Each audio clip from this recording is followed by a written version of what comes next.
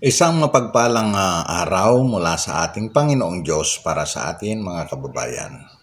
Sana'y gabayan po tayo ng ating Diyos upang manuhan natin ang ating tatalakayin sa araw na ito. Ang ating paksa ngayon ay tungkol sa Genesis Kapitulo 3, versikulo 7 at versikulo 21. Basahin po natin ang mga binanggit kong mga bersikulo. Sa Genesis 3:7 ay mababasa natin ng ganito.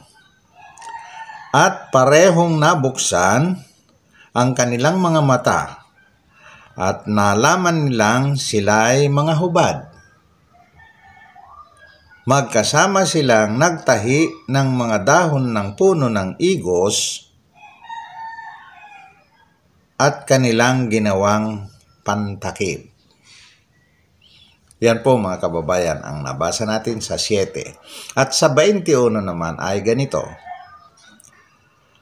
At iginawa ng Panginoong Diyos si Adan at ang kanyang asawa ng mga kasuotang balat at sila'y dinamitan. Ito po ang ating tatalakayin sa araw na ito mga kababayan. Ang dalawang talatang itong aking binasa mga kaibigan ay hiwaga na hindi pinaunawa sa lahat ng mga pastor, mga ngaral, mga pari sa buong daigdig mga kababayan. Hindi po ibinigay ng Panginoong Diyos upang ito ay maunawaan. Sapagkat ang mga talatang ito ay patungkol sa buong Biblia. Tandaan po natin yan mga kababayan.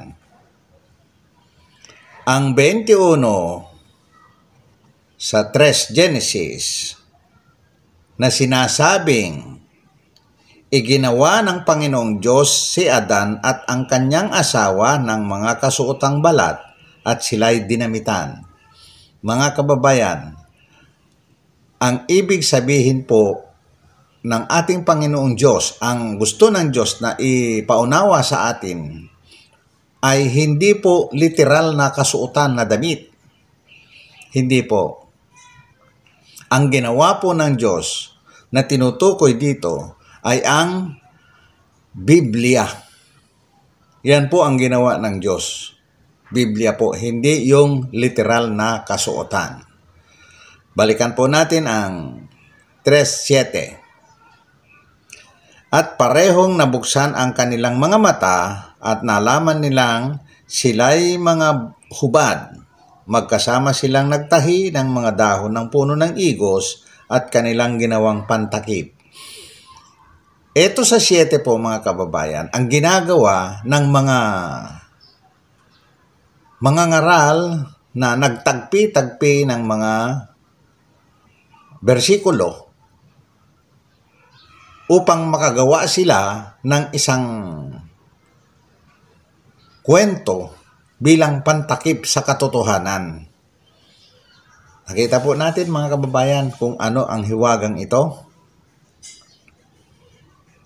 Ang binabanggit po dito sa Genesis na ito ay ang pagre-relihiyon ng mga tao.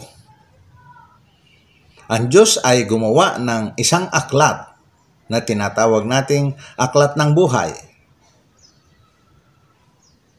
o kaya Biblia. Gawa po ng Diyos yan. Ang ginagawa naman ng mga tao na nagtatayo ng kanilang mga relihiyon ay pinutol-putol-putol nila yun. Pagkatapos pinagtatagpi-tagpi.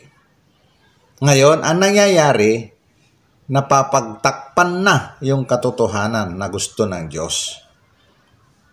Yan po, tandaan po natin Genesis 3:7 at 21. Yan po ang nangyayari sa buong daigdig. Hindi po yan literal na damit. Ayan po. Ngayon, mapapatunayan natin yan sa pamamagitan ng ating pagsusuri sa isang video na naka-upload sa YouTube na ginawa ng ating kaibigang Eliseo Soriano ng MCGI, mga kababayan.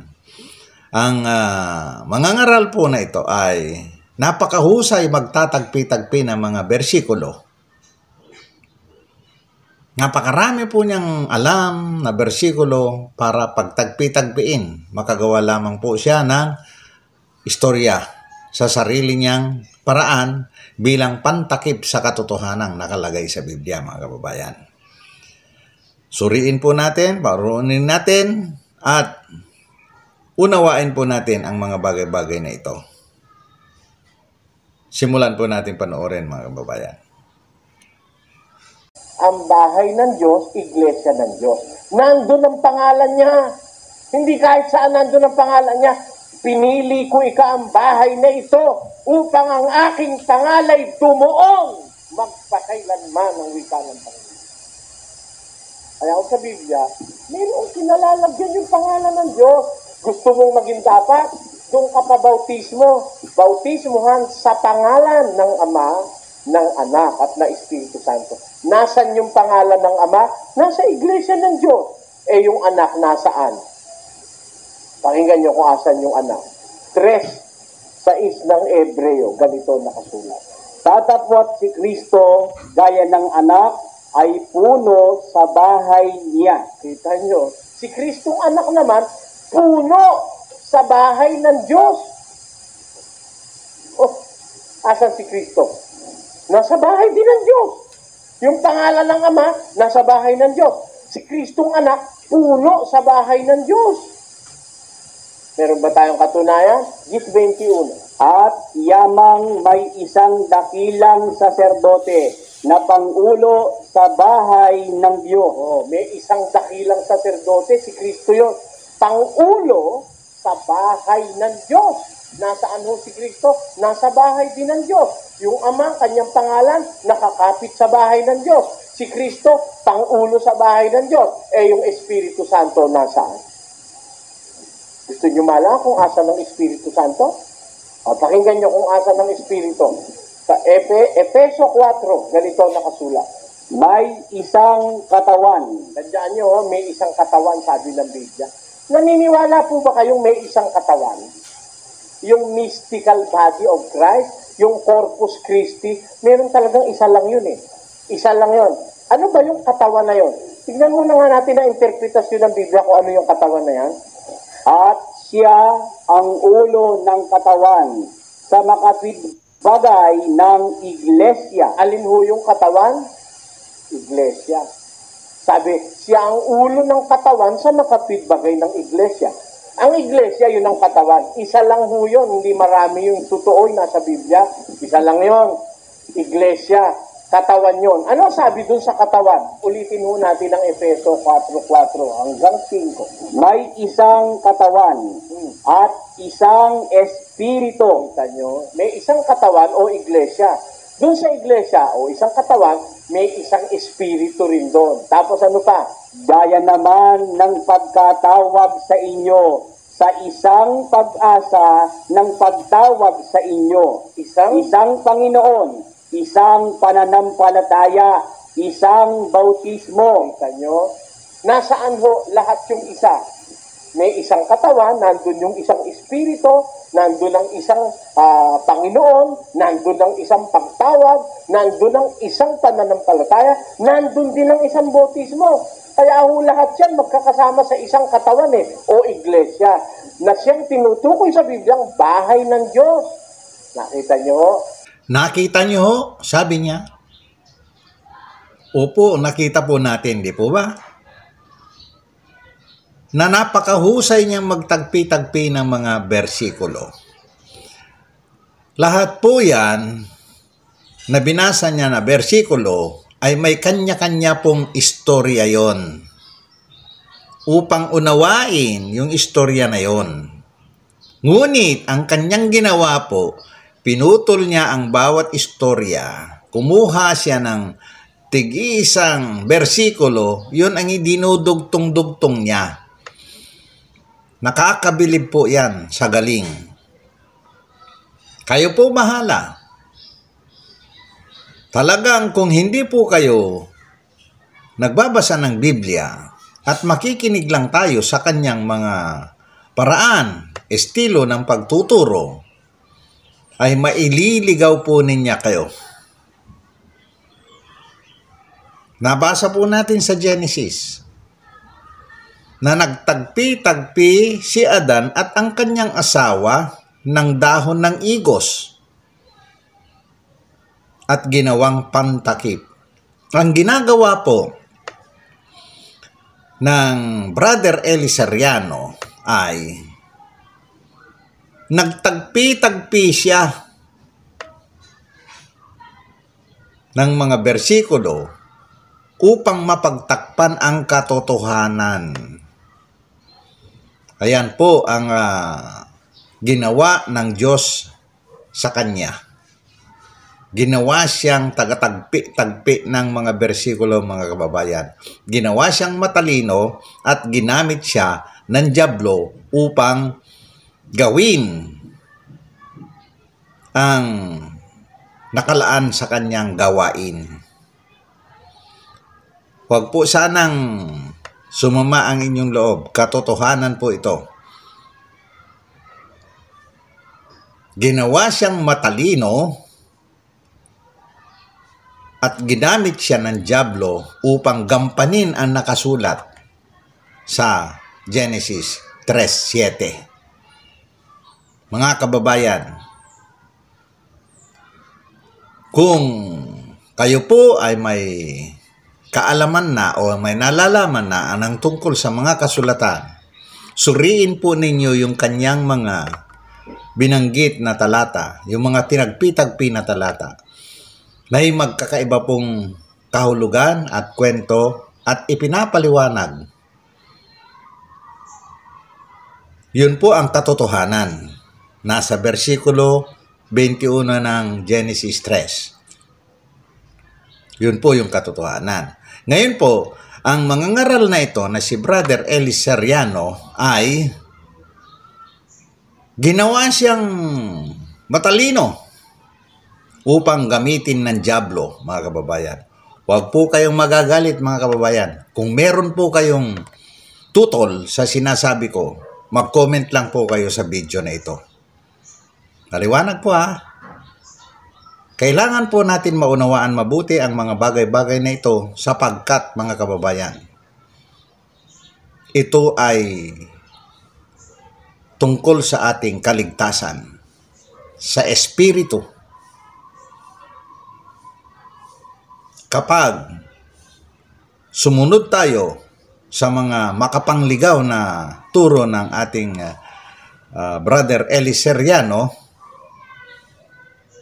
ay maipapahamak natin ang ating mga espiritu, mga kababayan. At ang pagkapahamak na yan ay kung inabot natin ang kamatayan sa laman, ay wala na tayong paraang mabawi pa yon. Kaya habang tayo nabubuhay, sana po maunawaan natin ang mga bagay na ito.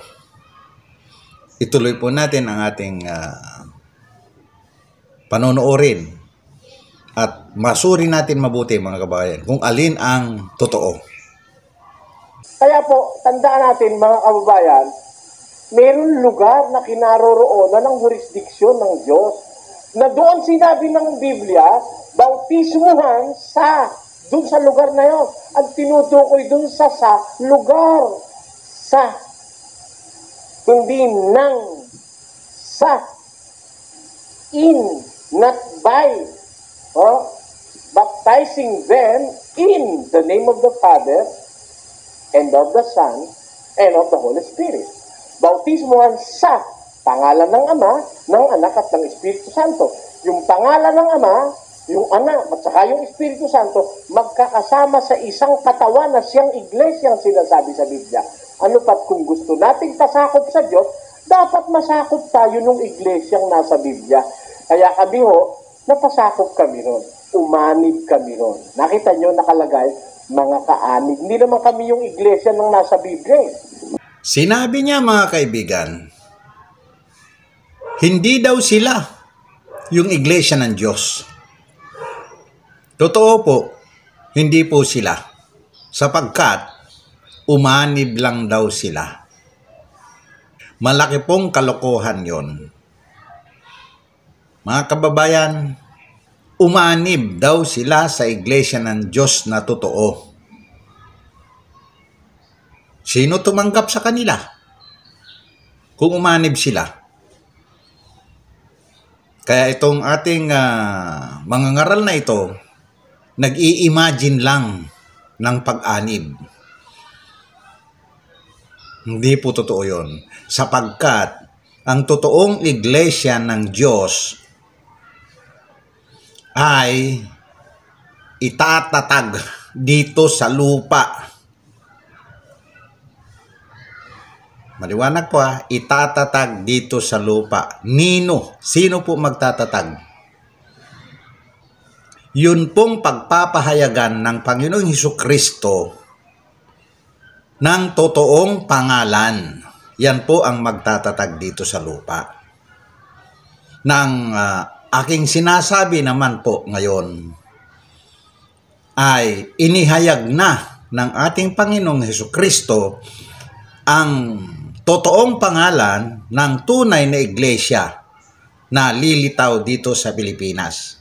Ito na nga po ang pangalang Church of God, thus Born Again Christians. Nakasulat po yan sa unang Timoteo 3:14, 15 at 16. Ipinaliwanag ko na po yan sa na-upload ko na video. Ayan po mga kababayan. Yun pong unang portion nitong pinanonood nating video mga kababayan ay ang pagtatagpi-tagpi ni Brother Eli Soriano sa mga talata. Yan po Madalas po niyang gawin ang bagay na yan na tinatagpi-tagpi ang mga talata upang makabuo siya ng sarili niyang kwento, sarili niyang paliwanag. Hindi po yan kinasihan ng Diyos ang bagay na yan, mga kababayan. Ngayon, itong pangalawang portion nitong pinanonood natin ay tungkol naman sa pag-anib daw nila sa totoong iglesia ng Diyos. Yan po ang tungkol sa ikalawang porsyon na kanyang sinasabi. Ngunit, tutol po tayo doon mga kababayan, sapagkat kung uunawain po ninyo ang kalagayan ng MCGI, ay hindi po siya umanib. Kahit kanino po, hindi siya umanib. Kundi naitayo ang MCGI sa pamamagitan ng Brother Eli Soriano. Kaya ngayon, yung pangalan na MCGI, napakalaki pong kamalian yan mga kababayan. Ngayon, kung mananatili po kayong maniniwala dyan sa MCGI, kayo po bahala. Nasa sa inyo na po yan. Ngayon, sinabi ko lang po kanina din na ang paglilitaw ng totoong Church of God sa bansang Pilipinas ay narito na. Lumitaw na po. Dahil ipinahayag na po ng ating Panginoong Hesukristo ang totoong pangalan na nababasa sa unang Timoteo 3:15 at 16. Magkasama po yan. Ang Church of God, may karugtong po yan. Ang karugtong ng Church of God ay Born Again Christians. Yan po ang pangalan ng totoong iglesyang lilitaw sa Pilipinas. Mga kababayan, ang tungkol sa pangalan ay isang sangkap yan ng kaligtasan. Ang tungkol sa pananampalataya ay isang sangkap din yan ng kaligtasan. At ang tungkol sa tamang bautismo ay isa ring sangkap yan ng kaligtasan, mga kababayan. Tatlo ang sangkap ng kaligtasan ng bawat espiritu na ibinigay sa atin ng ating Panginoong Diyos. Na kung mali ang isa dyan, sa tatlo na yan, o kung wala ang isa dyan, sa tatlo na yan, hindi po mabubuo ang kaligtasan. Yan din po ang binabanggit sa Mateo 16:19 na mga susi ng kaharian ng langit. Yan pong tatlo na yan, mga kababayan. Ngayon, sinasabi ko po, ang tamang pangalan ng tunay na iglesia na lilitaw sa bansang Pilipinas ay nakasulat sa unang Timoteo 3:15 at 16.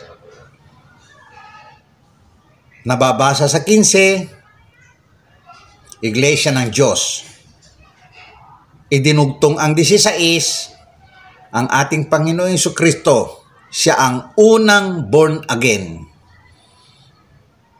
Naidugtong naman ang Kristiyano sa Gawa 11:26. Mga kababayan, magsuri po kayong mabuti. Kung mapapamalian ninyo ang aking sinasabi, welcome po kayo. Mag-comment po kayo. Talakayin po natin yan. Malalaman po natin at makakarating tayo sa pagkaunawa, pagkaalam ng katotohanan. Ituloy po natin. Yung iglesia ng Diyos, hindi pa kami tao, meron na nun eh. Hindi pa pinanganganak ang lelong ko. Nasa Biblia na yun. Ay, biro mo nakasulat itong iglesia na ito sa Biblia. Noong pang-anyo 62, isinulat ito ni Pablo. Nakasulat na, year 62 AD. Itinatag ito ni Kristo nung year 33 AD. Yan. Isa na naman pong napakalaking pagkakamaling aral ang kanyang binanggit, mga kababayan. Narinig po ninyo. Narinig po natin na itinatag daw ng Panginoong Hesukristo ang Iglesia ng Diyos noong 33 AD. Napakalaking kasinungalingan po yan, mga kababayan. Sapagkat wala pong itinatatag ang Panginoong Hesukristo na iglesia sa daigdig na ito, sa lupang ito. Wala po siyang itinatatag na kahit isang iglesia. Wala pong mababasa sa Biblia maliban sa nakasulat sa Mateo 16:18. Basahin po natin, mga kababayan. Ang mababasa po natin ay ganito. At sinabi ko naman sa iyo na ikaw ay Pedro. At sa ibabaw ng batong ito ay itatayo ko ang aking iglesia. Yan po, mga kababayan. Diyan lang po natin mababasa ang mga katagang iyan sa buong Biblia. Sa pamamagitan ng bibig ng ating Panginoon Jesucristo ay binanggit niya, sinalita niya ang mga katagang ito. Sa ibabaw ng batong ito ay itatayo ko ang aking iglesia. Dalawa po ang malalaking pakahulugan po sa mga katagang ito, mga kababayan. Sapagkat ang nagsasalita rito na lumilitaw, lumalabas sa bibig ng ating Panginoon Jesucristo ay ang Diyos Ama. Na ang sinasabi naman ng napakaraming relihiyon, lalong-lalo na ang higanteng dambuhalang sulpot na Roman Catholic Church. Pasensya na lang po kayo, mga Katoliko, sapagkat kayo, madalas kayong nagsasalita ng sulpot. Kapag bagong litaw, tinatawag ninyong sulpot. Ngunit kung uunawain naman ninyo kung ang bagong litaw ay matatawag na sulpot, anong tawag naman dun sa unang lumitaw? Yan po mga kababayang mga Katoliko disiplinahin sana ninyo ang inyong mga bibig sapagkat sulpot din kayo. Noon, kayo ang original na sulpot. Pasensya na lang po kayo mga Katoliko. Yung mga CFD na yan na nagsasabi ng mga sulpot, medyo may kabastusan ang kanilang mga bibig sapagkat sila din ay sulpot. Okay, tuloy po natin mga kababayan.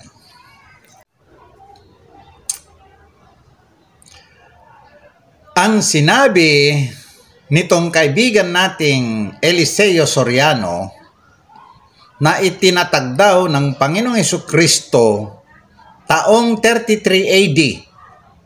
Samantalang siya rin po ang nagsasabi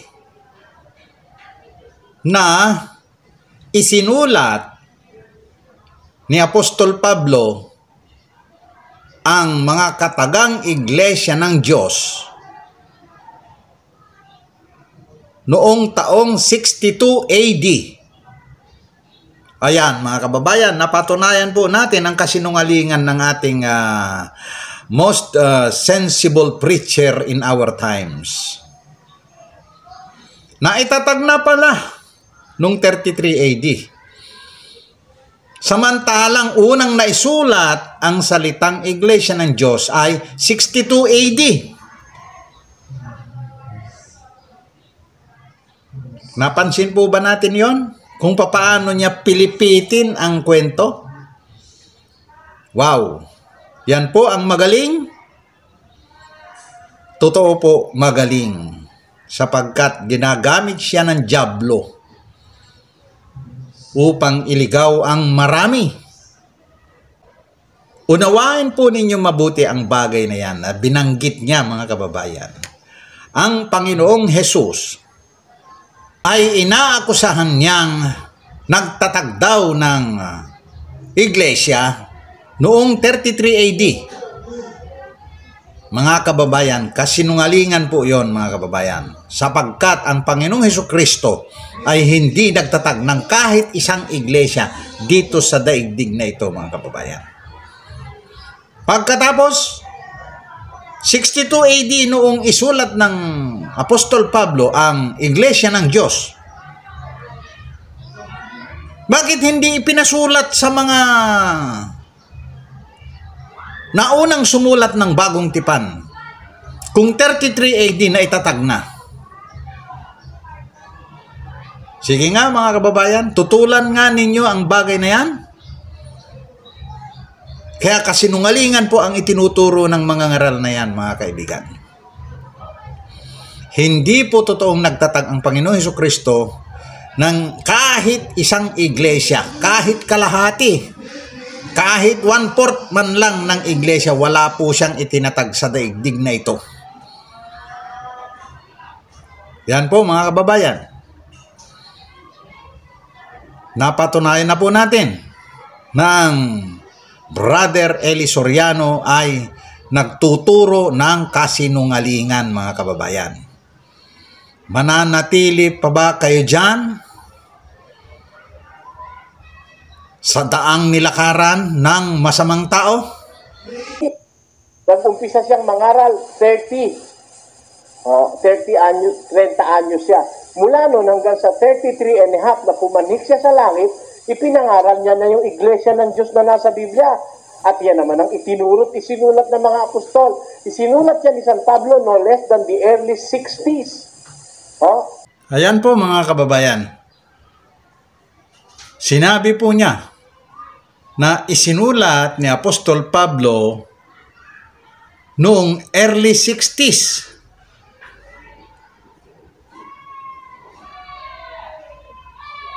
Yan po ang nagpapatunay na pinipilipit niya yung kwentong katotohanan mga kababayan. Sapagkat doon pa lang isinulat ni Apostol Pablo ang pangalang Iglesia ng Diyos sapagkat wala pong binanggit ang Panginoong Hesukristo na Iglesia ng Diyos nung kapanahunan niya. Nakasama ang mga apostol na 12 sapagkat ang Apostol Pablo ay inaagaw mula rito sa lupa, inagaw siya patungong 3 langit, mga kababayan. Doon pa lang tinanggap ni Saulo na naging Apostol Pablo, ang salitang Iglesia ng Diyos, mga kababayan. Hindi po binanggit ng Panginoong Hesukristo ang salitang Iglesia ng Diyos sapagkat noong nandito pa ang Panginoong Hesukristo at nangangaral sila ng Ebanghelyo, ay wala pa pong bumababang Espiritu Santo na nanggaling sa Ama. Ano yung Espiritu Santong bumaba, mga kababayan? Yan po yung mga tinatawag natin ngayon na mga relihiyon. Nagsimula po yan noong mangaral ang Apostol Pedro. Nakapanhig na po yan ang Panginoong Hesukristo sa langit. Ayan po. Tingnan po ninyo kung gaano kagaling gumawa ng istorya ang Brother Eliseo F. Soriano, mga kababayan. Napakagaling. Ngayon, dahil sa nung unang araw natin, hindi pa natin nalalaman ang mga ganyang turo niya, ay napakaraming naniniwala sa kanya, mga kababayan. Ngayon, natutuklasan natin ang mga kasinungalingang itinuro niya nung araw sapagkat ang ating pinapanood na video niya ngayon ay nai-record na noong 1997 pa. Ngayon, mga kababayan, masusuri na natin lahat ang mga turo niya na mali sapagkat ini-upload na nila yan sa YouTube. Sa madalit sabi, mga kababayan, ipinapaunawa ng Panginoong Diyos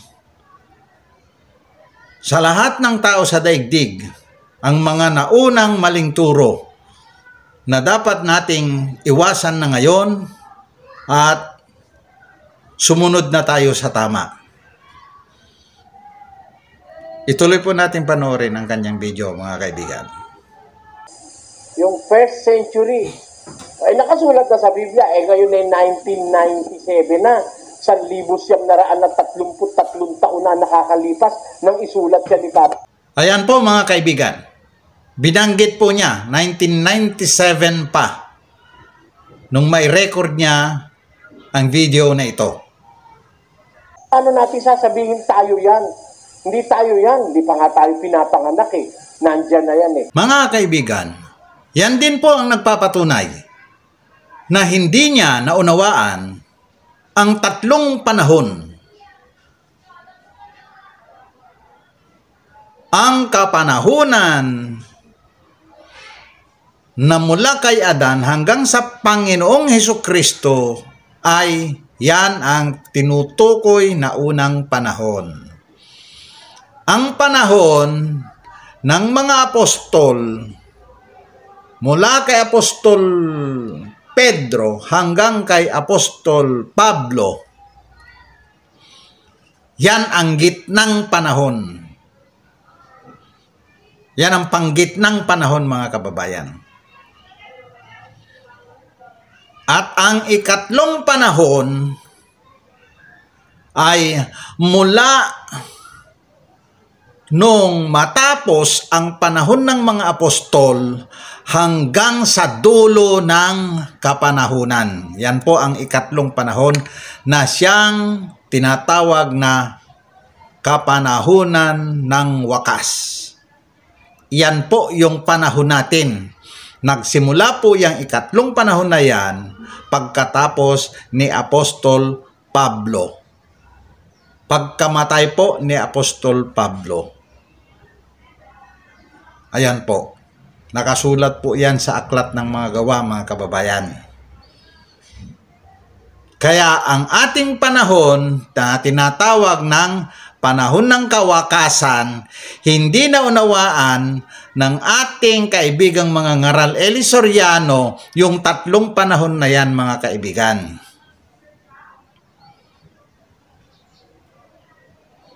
Kaya tingnan po natin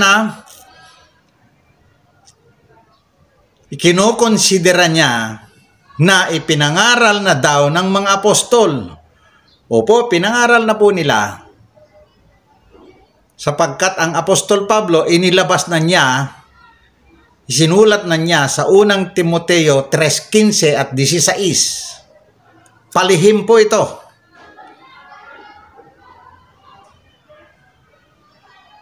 Inilihim po yan na hindi yan mauunawaan hanggang sa panahong ihayag ng ating Panginoong Hesukristo.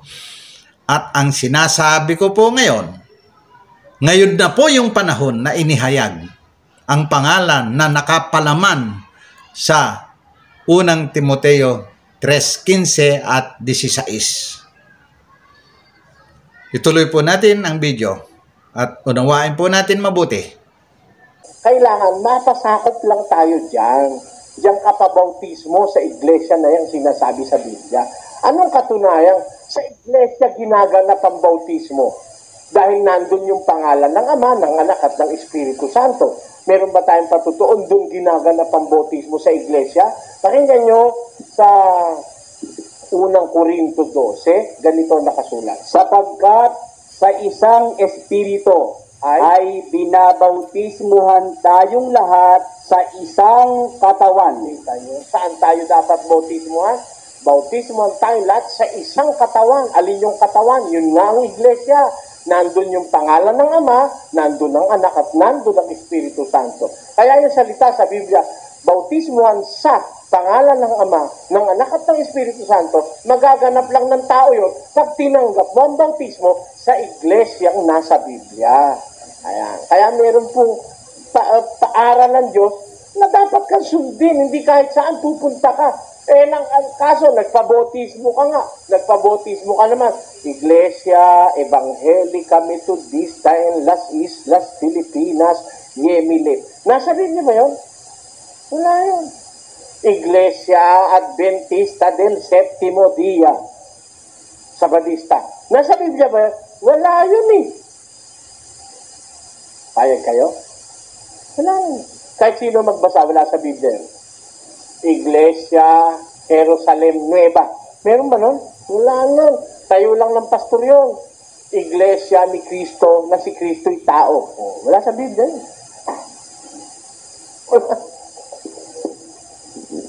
yung Kristo kasi sa Biblia, Diyos yun eh.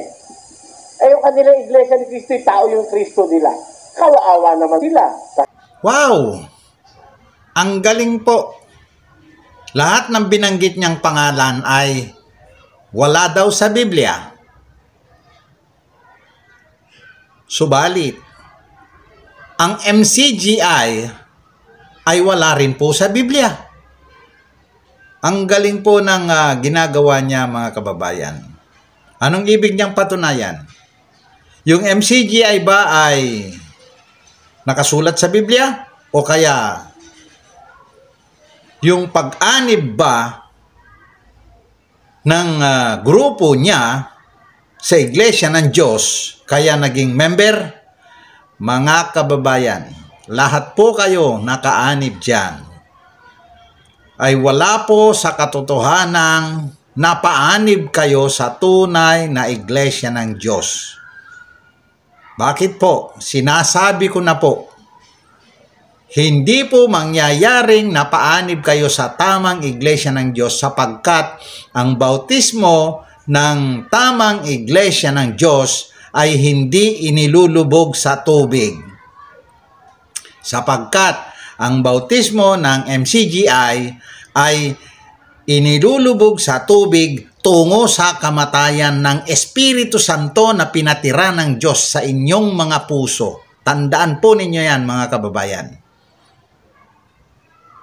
hindi po magiging tama ang pangalan na MCGI sapagkat hindi ipinagkaloob sa MCGI na malaman ang katotohanan tungkol sa totoong bautismo, sa tamang bautismo na ipinangaral ng ating Panginoong Hesukristo. Pati po yung bautismo sa Espiritu Santo ay hindi ipinaunawa sa Brother Eli Soriano na yan. Ituloy po natin ang video, mga kababayan. Pakinggan nyo sa 17:5.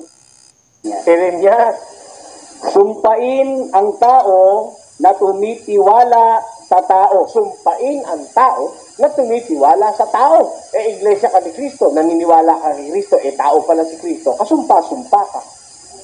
Sabi sa Biblia, sumpain ang tao na tumitiwala sa tao. Nakatapos doon ka kapapobotismo, mali, wala sa Biblia yun. Ha? Mag-isip kayo, mga kababayan. Hindi ko naman kayo pinipili. Pwede naman kayo hindi maniwala eh. Hindi ba?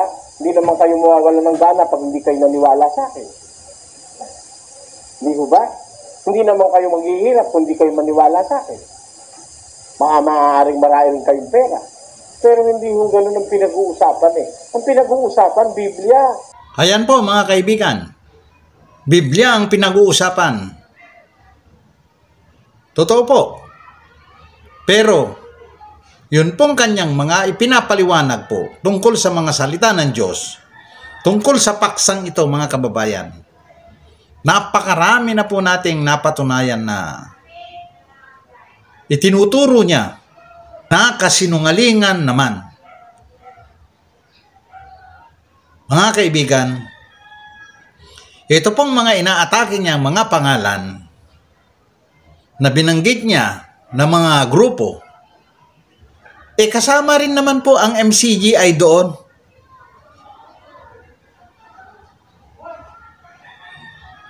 Ituloy po natin, mga kababayan.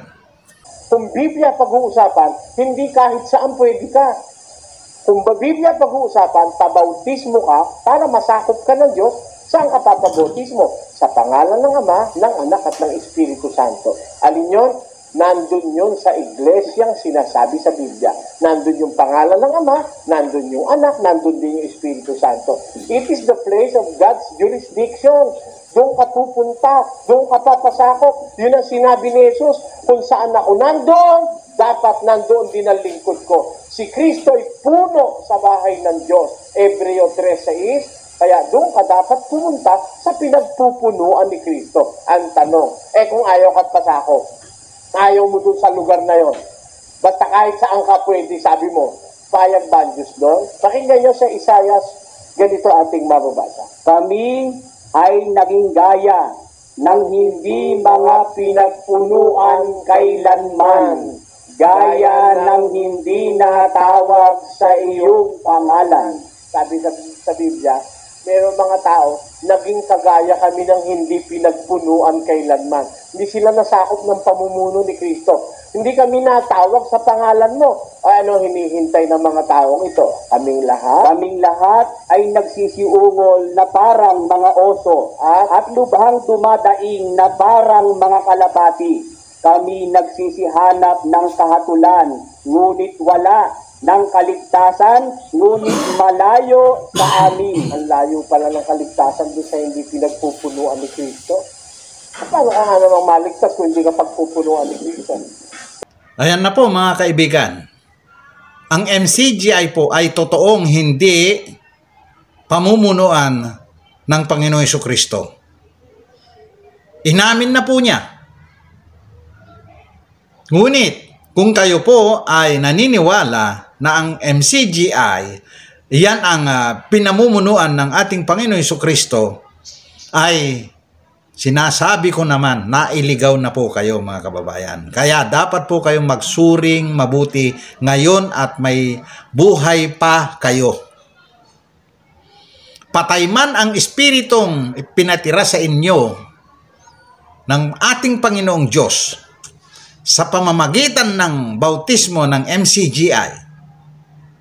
Ngunit, mayroong katotohanang bautismo na tinatawag nating tamang bautismo na bumubuhay ng mga espiritu na yan na pinatay ng MCGI. Yan ang tinatawag sa Biblia na binubuhay ang mga patay. Kayo po dyan sa MCGI ay mga patay na. Sapagkat binautismohan kayo ng MCGI ng bautismong tungo sa kamatayan. Ngayon mga kababayan, kung hindi po ninyo paniwalaan ang aking sinasabi at mananatili po kayo sa bautismong nilubog sa tubig hanggang sa pumanaw kayo sa lupang ito, mamatay kayo sa laman na yan, ay wala na kayong paraan para mabawi pa yan mga kababayan. Tandaan po ninyo, kung inabot kayo ng kamatayan ng laman at hindi kayo nakapagpabautismo ng bautismong bumubuhay ng Espiritu, ay tuloy-tuloy na po kayo sa ikalawang kamatayan, mga kababayan. Kaya itong itinuro ng ating mga ngaral na Eliseo Soriano sa inyo, mali po yung bautismong ginawa niya. Aminin na natin na napakagaling niyang magturo. Nadisiplinahan na niya kayo. Nagbago na ang buhay ninyo. Anong buhay na bago? Buhay ninyo dito sa balat ng lupa. Ngunit, naipahamak naman niya kayo sa buhay na walang hanggan. Mga kababayan, hanggang dito lang po muna ako. Ako po ay nagpapasalamat sa mga makakapanood ng video na ito. Nagpapasalamat din po ako sa mga makakapanood na kasunod. Sa ngayon, sa ating Panginoong Diyos, Ama, ako'y nagpapasalamat at binigyan niya ako ng pagkakataon na ihayag sa inyo